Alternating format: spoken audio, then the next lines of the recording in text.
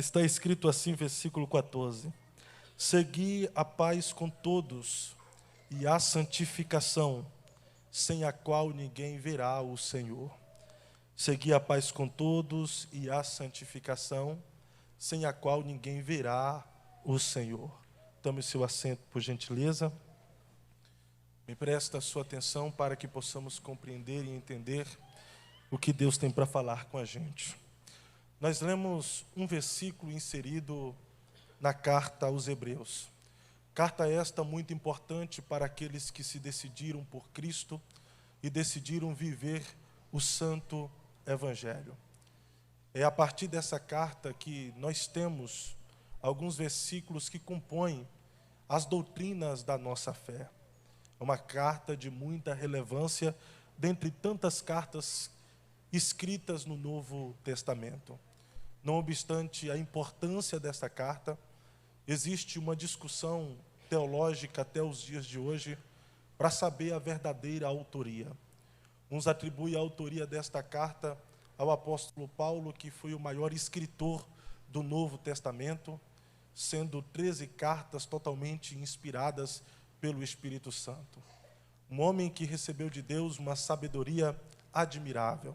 Um homem que nos inspira a sermos semelhantes a Cristo, e foi ele quem teve a ousadia de bater no peito e dizer: sede os meus imitadores, da mesma forma que eu vivo imitando a pessoa de Cristo. Outros atribuem a autoria desta carta ao apóstolo Apolo, que pouco nós conhecemos a respeito dele, a não ser aquilo que o próprio Paulo testificou, dizendo que ele era um varão eloquente e que manejava bem as Escrituras Sagradas. Seria interessante, sim, nós sabermos a verdadeira autoria para darmos os devidos créditos. Mas o que nos alegra é saber que seja Paulo, seja Apolo ou algum outro apóstolo que escreveu esta carta, quem a escreveu foi alcançado pelo Evangelho de Jesus Cristo. O Evangelho de Jesus é digno de toda a aceitação, até porque ele tem como autor principal o próprio Jesus, que sem endeusá-lo e sem destacar as características divinas que estava sobre ele, apenas como ser humano, Jesus fora um homem extraordinário. Um homem que deixou um legado a ser seguido e inúmeros exemplos a serem imitados. Sendo assim, os relatos de Mateus, Marcos, Lucas e João, os 4 evangelistas que escreveram sobre a biografia do nosso Senhor, não deixaram esses escritos, conhecidos como evangelhos, apenas para serem lidos, admirados, ou que os seus leitores ficassem boquiabertos dizendo: uau, que história fantástica, que homem incrível, que homem extraordinário. Esses 4 evangelistas escrevem esses escritos chamados de evangelhos sinóticos, para que quando nós, seus leitores, ao lêssemos, pudéssemos seguir em busca de alguns objetivos, dos quais eu destaco 3 objetivos do Evangelho de Jesus Cristo. Esses escritos foram deixados para que quando nós o lêssemos, pudéssemos seguir as pisaduras de Jesus. Segundo, para que quando nós o lêssemos, pudéssemos imitar os exemplos deixados por Jesus. E terceiro, para que quando nós o lêssemos, pudéssemos praticar os ensinamentos deixados por Jesus. Porque quando seguirmos as suas pisaduras, imitarmos os seus exemplos e praticarmos os seus ensinamentos, nós alcançaremos o propósito do Evangelho. E o propósito do Evangelho é o de sermos parecidos com Cristo. Sim, o propósito do Evangelho de Jesus é te deixar, me deixar, nos deixar parecidos com o Cristo do Evangelho. Isso é tão verdade que os discípulos, durante 3 anos e meio, caminharam com Jesus naquilo que nós chamamos de colégio apostólico.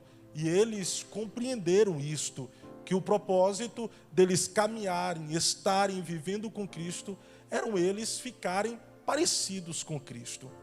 Por isso, quando ele se tornar um apóstolo em uma cidade por nome de Antioquia ou Antioquia, eles foram chamados de cristãos pela primeira vez.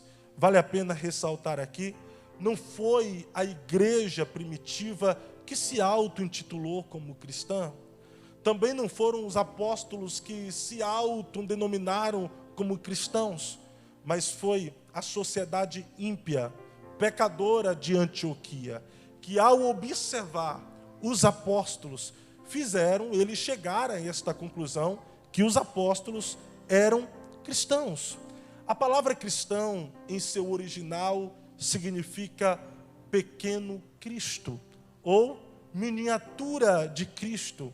Na nossa linguagem, a palavra cristão significa aquele que se assemelha a Cristo.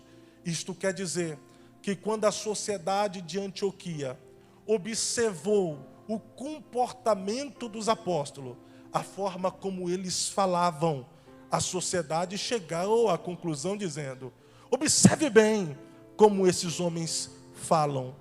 A cada palavra que sai da boca deles, nos faz lembrar as palavras que aquele homem, conhecido como Cristo lá em Jerusalém, falava. Aquele homem que foi morto, crucificado, falava. A forma como os apóstolos olhavam, expressavam os seus sentimentos, a forma como os apóstolos andavam e viviam, denunciava que eles pareciam com Cristo. E este é o propósito do Evangelho, fazer com que toda a sociedade, independentemente do departamento onde quer que estejamos, olhe para nós e veja em nós uma semelhança com o Cristo do Evangelho. Se nós pronunciamos com os nossos lábios que nós somos de Cristo, vivemos Cristo e vivemos para Cristo e vivemos o Evangelho, e a sociedade não consegue viver ou ver Cristo em nós, nós estamos vivendo tudo menos o Evangelho de Jesus. Mas quando eu vivo o Evangelho de Jesus, eu não preciso pronunciar com os meus lábios. As minhas atitudes me farão conhecido como um pequeno Cristo, como um representante de Cristo, como aquele que se assemelha à pessoa bendita de Cristo. É por isso que Billy Graham já pregava dizendo: pregue a tempo e a fora de tempo. Se necessário, use as palavras. Eu não prego quando eu grito que eu sou de Cristo. Eu prego quando a minha vida fala mais alto o tanto quanto eu pertenço a Cristo.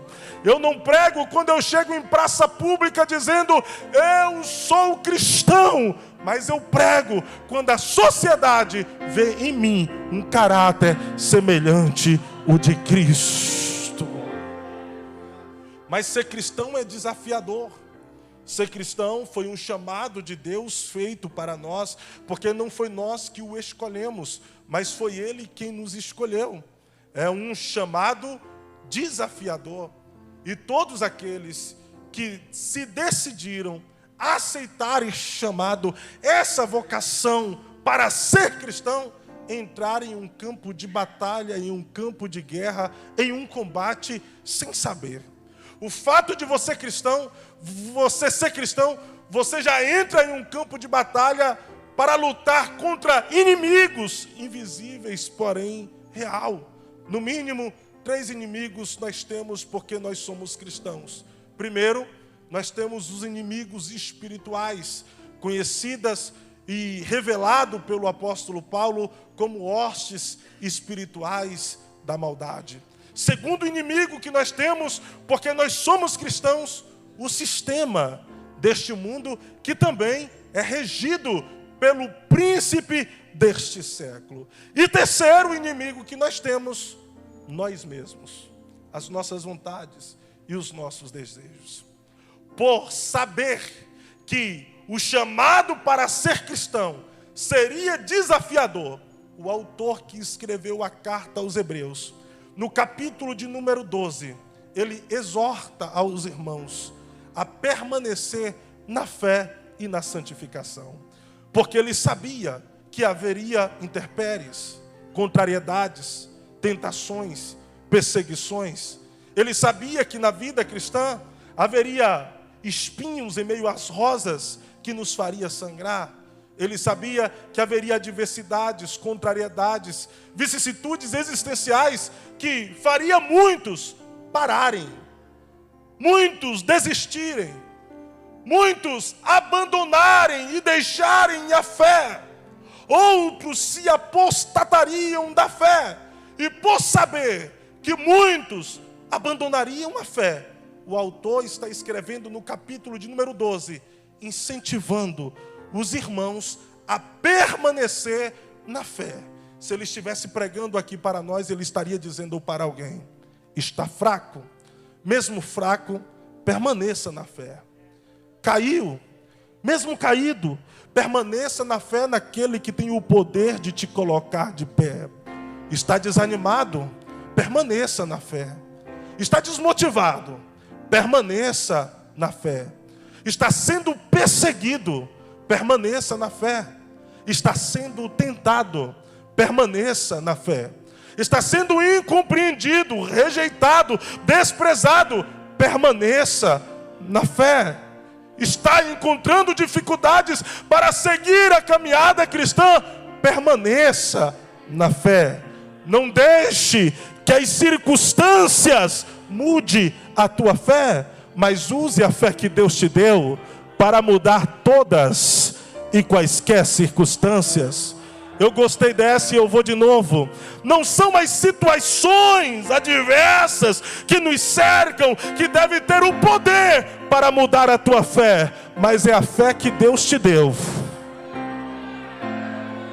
que tem o poder para mudar todas e quaisquer situações adversas.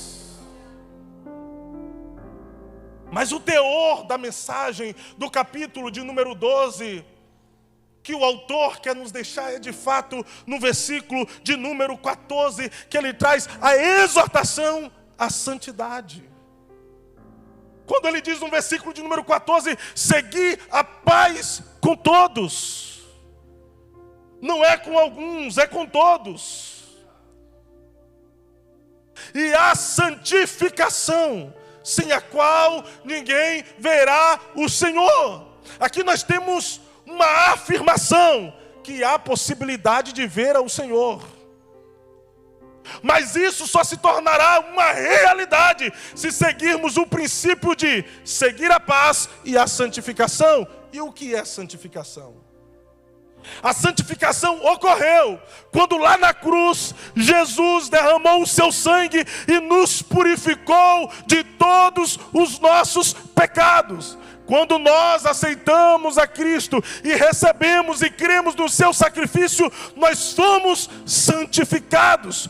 Porém, para nós não descermos dessa santificação, é necessário uma atitude, e é aqui que entra a guerra. É aqui que entra a batalha, é aqui que entra o combate. Porque todos nós herdamos uma natureza. Lá na dispensação da inocência, quando Adão estava no jardim e recebeu de Deus um pedido: coma de todos os frutos das árvores que há no jardim, exceto do fruto da árvore do conhecimento do bem e do mal. Quando Adão come do fruto da árvore do conhecimento do bem e do mal, é inserido em Adão e daqueles que vêm de Adão uma natureza que nós a chamamos de natureza desobediente, natureza caída ou natureza pecaminosa. E por causa dessa natureza, os seres humanos foram capazes de se reinventar em suas malignidades, crueldades e pecaminosidade. Começando a partir do filho de Adão, que através dessa natureza deixa gerar na sua alma um sentimento de ciúmes e se torna o primeiro homicida da história, matando o seu próprio irmão Abel. Nós saímos da dispensação da inocência, entramos na dispensação da consciência, onde o homem já tem um conhecimento do que é certo, do que é errado, do que é bom, do que é ruim, do que é bem e do que é mal.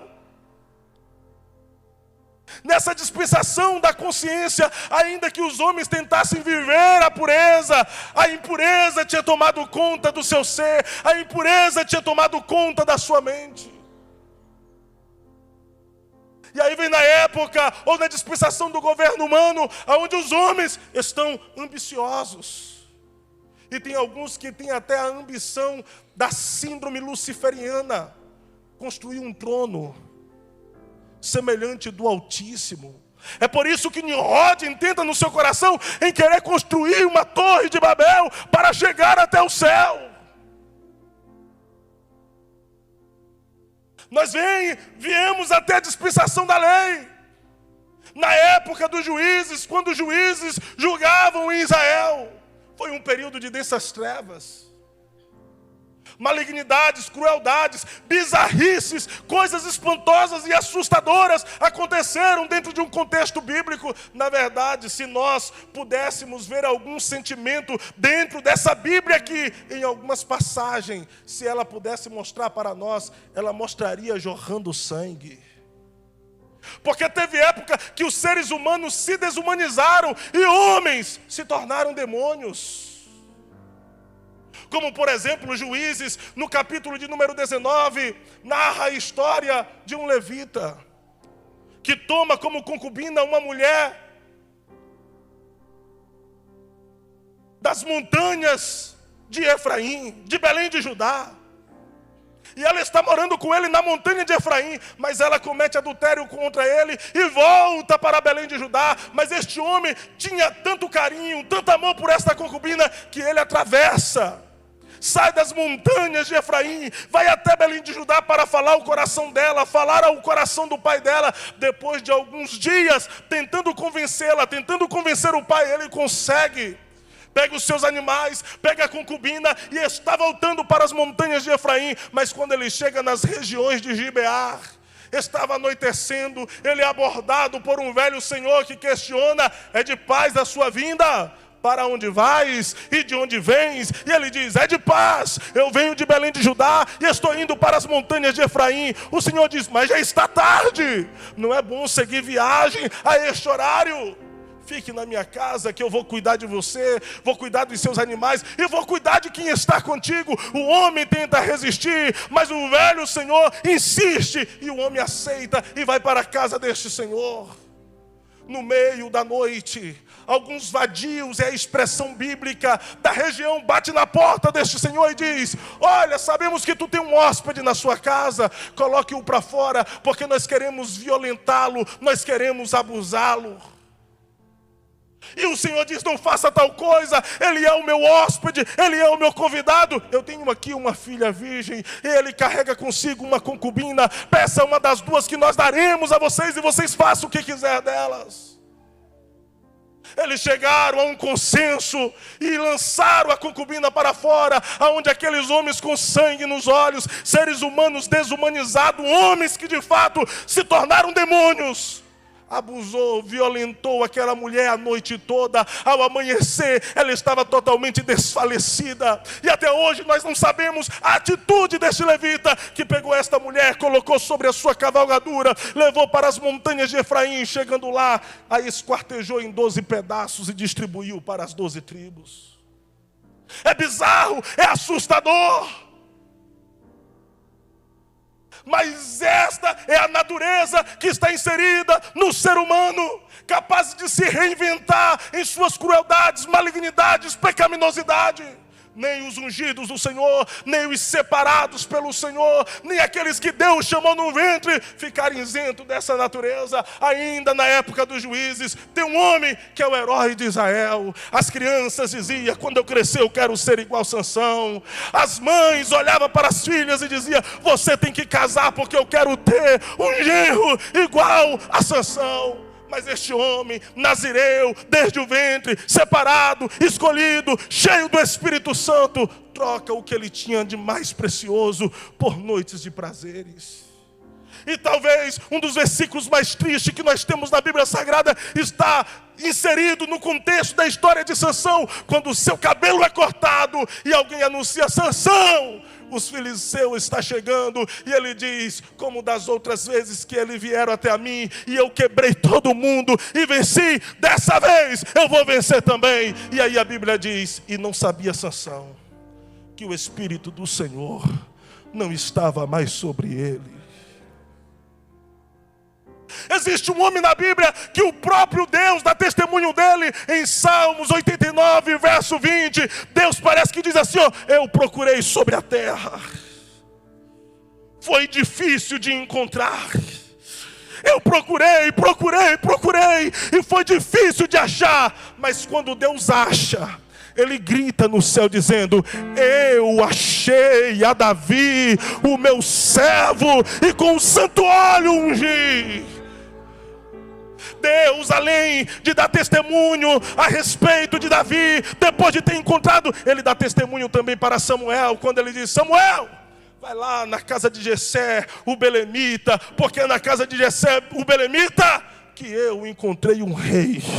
Mas não é qualquer rei, Samuel, ele é segundo o meu coração. O seu reinado foi extraordinário. Ele conseguiu montar um exército que venceu inúmeras batalhas.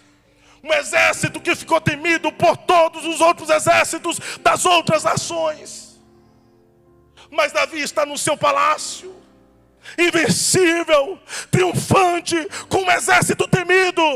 E na época das primaveras, que era a época dos reis irem à guerra, Davi teve o sentimento que ele não precisava mais ir para o campo de batalha.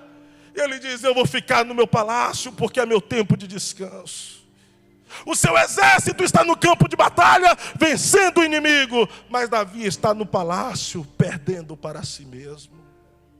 Porque é dentro do seu palácio que ele vê de longe uma mulher sensual se banhar. Não se contenta em apenas observá-la, ele a cobiça. Não se contenta em cobiçá-la, ele quer tomar para si. Ele deita-se com Betseba, descobre que ela está grávida, ele arquiteta um plano maligno. Chama Urias para tentar deitar com ela, para que ninguém descobrisse que o filho era seu. Urias diz: não, eu não posso deitar com minha mulher, sabendo que os meus companheiros estão no campo de batalha. E ele dorme na porta do palácio de Davi. Então Davi arquiteta um plano de morte, fazendo uma carta que era a sentença de morte de Urias. E diz para Urias: Urias, não leia essa carta, entregue na mão de Joabe. E foi Urias, levando a sentença de morte nas suas mãos. Quando ele chega diante da batalha e entrega a carta nas mãos de Joabe, Joabe lê: ô Joabe, coloca Urias na frente das fileiras do exército. Quando o inimigo vier batalhar, tira todos os soldados, exceto Urias, e deixa ele batalhar sozinho até a morte. Que crueldade do homem segundo o coração de Deus! Saímos da dispensação da lei, entramos na dispensação da graça. E a humanidade ainda carrega consigo essa natureza. Na década de 80 foi feita uma conferência entre psicólogos e psicanalistas para estudarem a alma do homem lá na Inglaterra. Depois de alguns meses de estudo, os especialistas chegam a uma conclusão dizendo: se tirarem o limite do homem, ele se torna um animal. Vivem como um ser insaciável, vivendo apenas pelos seus instintos, pelos seus desejos e pelas suas vontades. E isso é tão verdade que diariamente nós vemos os seres humanos cometendo bizarrices. Parece que um adolescente não tem a capacidade de maquinar, de tramar a morte dos seus pais, mas tem, porque a gente vê isso diariamente. Parece que um pai não tem a capacidade de violentar a sua filha pura, inocente de 5 anos, mas tem, porque a gente vê isso no decorrer da humanidade. Parece que um anestesista jamais teria coragem de violentar uma mulher em trabalho de parto, mas tem, porque isso aconteceu recentemente. Parece que os seres humanos de fato se desumanizam e têm atitudes de demônios.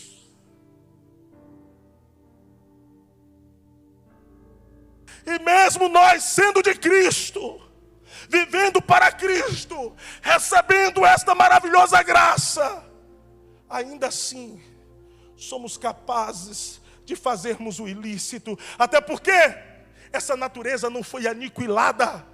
Essa natureza, ela foi submetida pela graça, mas está em você, está em mim, está em nós. E se nós não tomarmos cuidados, seremos capazes de fazer coisas piores do que os nossos vizinhos.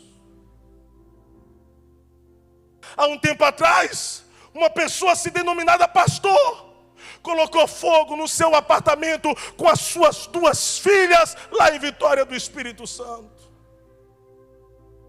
Uma pastora está presa, acusada de tramar e matar o seu próprio esposo. Porque essa natureza está aqui.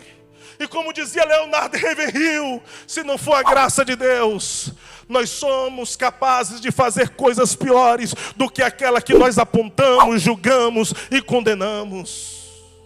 Mas, pastor Fábio, eu sou do manto, sou do mistério, sou de oração e de consagração.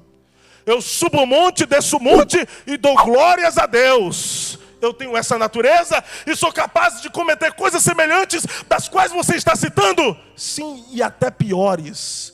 Como dizia Martinho Lutero, eu achei que o velho homem tinha morrido afogado nas águas do batismo.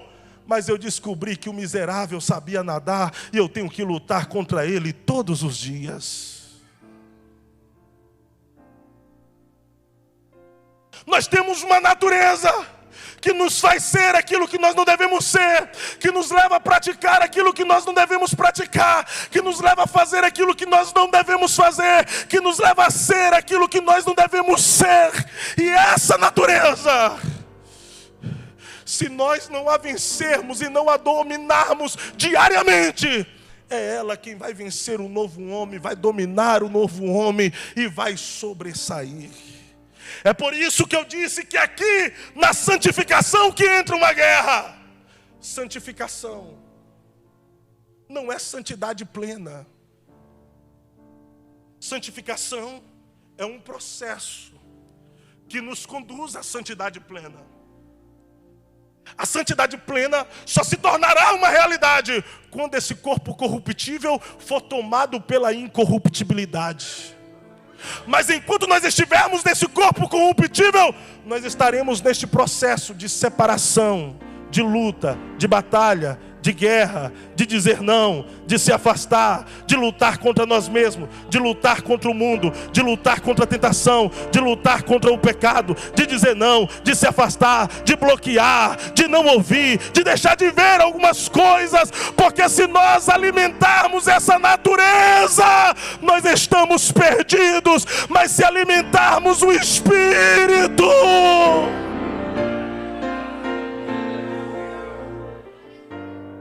é aqui que entra a batalha e a guerra, que o apóstolo Paulo fala com muita propriedade que nós estamos vivenciando, que é escrevendo aos Gálatas, logo no capítulo de número 5, a partir do versículo de número 19, Paulo apresenta uma batalha, e quem está batalhando é a carne, que carrega consigo as suas armas, dos quais Paulo chama de concupiscência.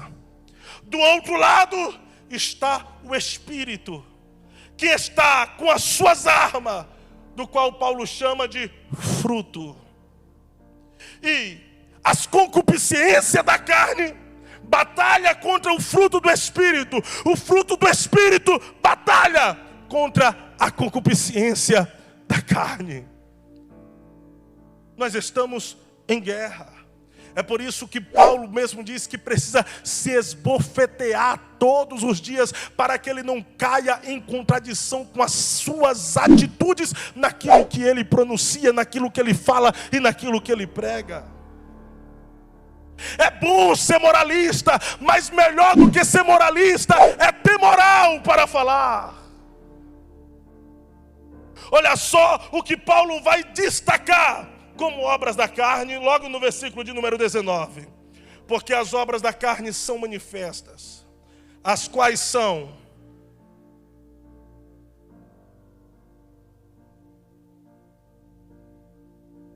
prostituição, impureza, lascívia, idolatria, feitiçarias, inimizades, porfias, emulações, iras, pelejas, dissensões, heresias, invejas, homicídios, bebedices, glutonarias e coisas semelhantes a estas, acerca das quais vos declaro, como já antes vos disse, que os que cometem tais coisas não herdarão o reino de Deus. E pasme você, tudo isso está em você, está em mim, está em nós.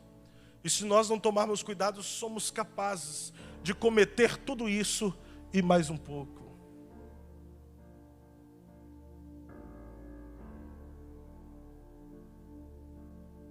A gente precisa entender que antes de nós ativar e praticar o pecado, ele vinha através do instinto. O instinto manda informação para a mente. Se deu certo na mente, pode dar certo na vida. Mas Martinho Lutero, ele disse assim, que a gente não pode impedir de pombas voarem sobre a nossa cabeça, mas nós podemos impedir delas fazerem ninhos sobre a nossa cabeça. Nós não podemos impedir de pensamentos impuros, de concupiscências carnais vir na nossa mente, mas nós podemos impedir deles fazerem ninhos. Nós podemos impedir de nós alimentarmos esse pensamento.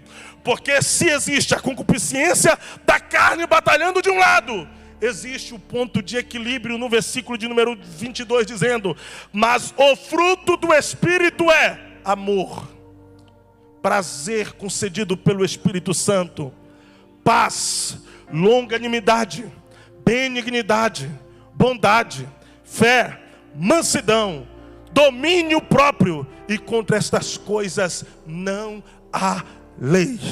Para você entender, diariamente, você recebe uma proposta da carne, e ao mesmo tempo é apresentado para você um propósito do Espírito Santo. Diariamente, a carne vai dizer para você: seja uma pessoa irada, se ire por qualquer motivo, chuta o pau da barraca, quebra tudo e não se importe com as consequências. É isso, você é sanguíneo, esse é o seu temperamento. Então mostra como é que se faz, mostra quem é que manda, quem tem mais voz ativa. Mas aí do outro lado está o Espírito apresentando um propósito, dizendo: sim, você pode se irar, mas você pode ter consequências que depois você pode se arrepender. Deixa eu apresentar para você aqui a mansidão. Seja manso e humilde de coração. Siga o exemplo do seu mestre Jesus. Ainda que você tenha motivo para quebrar tudo, segura, aguenta firme, não faça nada do que você possa se arrepender depois. Mas a minha carne vai fazer uma outra proposta dizendo: seja uma pessoa que viva para odiar a outra, dissemine o ódio. Isso, seja o próprio ódio em existência. Esteja odiando o pastor, odiando a igreja, esteja odiando a si mesmo. Ninguém te ama mesmo, então dissemina o ódio. Mas aí vai vir o Espírito e vai apresentar um propósito, dizendo: não, você pode amar, praticar o amor, revelar o amor. Você pode vencer o ódio amando. Você pode vencer o ódio demonstrando o amor de Cristo para aqueles que te odeiam. Porque o Evangelho de Jesus Cristo não é descontar na mesma moeda. O evangelho de Jesus Cristo é: dá outra face para aquele que te esbofeteou. Abrace aquele que te ignorou. Ame aquele que te odiou. Mas vai vir a carne, vai apresentar outra proposta dizendo: é prazer que você quer. E você está vivendo em uma geração relativista, que tudo é questão de opinião. O que é errado para a igreja pode ser certo para você. Certo e errado, reprovável e aceito, é só uma questão de opinião. E opinião, cada um tem a sua. É prazer? Então viva por prazer. Adultere. Viva uma vida sexualmente ativa antes do casamento. Viva uma vida de fornicação. É prazer que você quer? Entre nos sites imorais. É prazer que você quer? Viva conforme a sua vontade, conforme os seus desejos. Mas vai vir o fruto do Espírito e vai apresentar um propósito dizendo: de fato, o que a carne está te oferecendo pode te proporcionar um prazer.